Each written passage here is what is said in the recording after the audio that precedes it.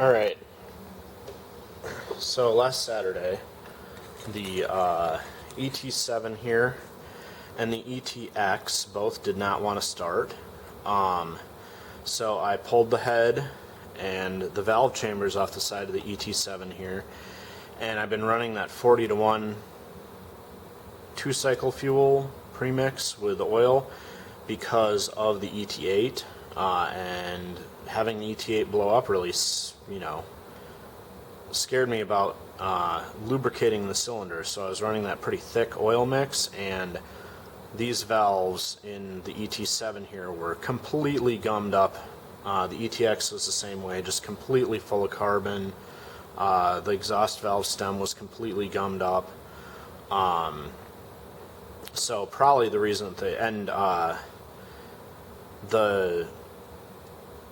because the spark plug on the ET7 here, there's a the long hole, and then the mix goes right past the spark plug. The spark plug was pretty filthy, and this little passage here was completely full of carbon. So that all was making the ET7 not want to run. Because all that carbon starts to get wet with gas, and then it causes a lot of issues. So I cleaned all that out, really scrubbed it out real good. And because I'm trying to slow roll these engines, get them to run more slowly, I double checked all the timing. The engines were originally timed like between 5 and I think this engine was actually 10 degrees advanced, which means that, let's see here, make sure I'm turning, okay, turns this direction. So the faster an engine runs, the more advanced you want the spark, because, so like this engine was timed so it was firing here before this is top dead center. It was firing that far ahead of top dead center. The slower an engine runs, the closer you want timing to be exactly on top dead center where the pistons is all the way up in the cylinder.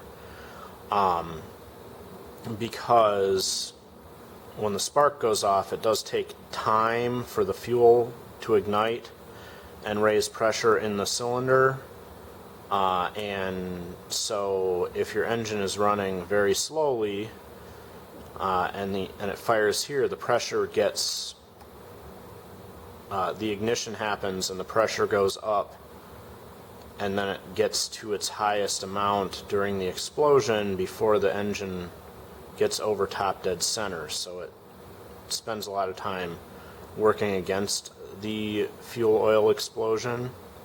But a faster engine, because it's running so much faster and the time of the explosion is constant, if you fire your ignition here, the engine's moving so fast it gets just past top dead center when the pressure maximizes from the explosion.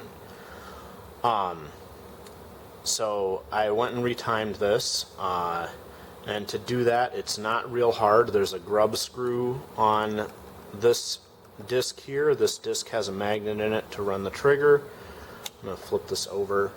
Hopefully you can hear the engine click. So it clicks the spark right there.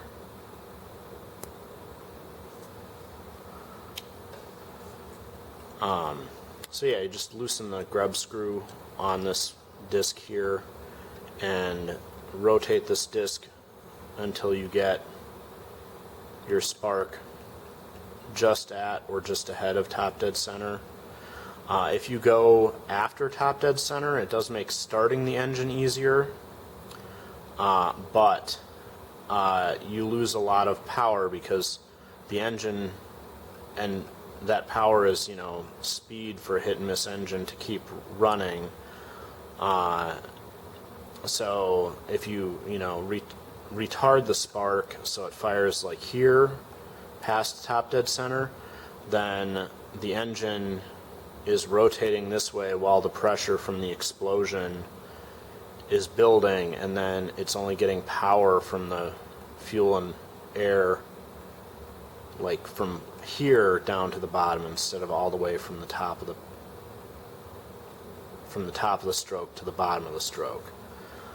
So yeah, I timed these all for 0 or as close to 0 as I could get, so that they will hopefully run more slowly. I also, in the bag of springs that I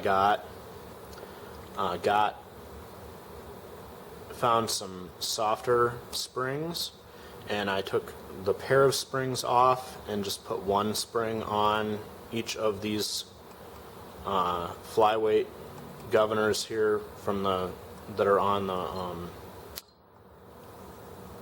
flywheel here, and then the other video where I showed taking apart the fly ball governor from the ET6, I'm going to try and soften the spring or put a softer spring in that. So Saturday we'll see if all this worked. I'm pretty sure all the carbon buildup because it was just really bad.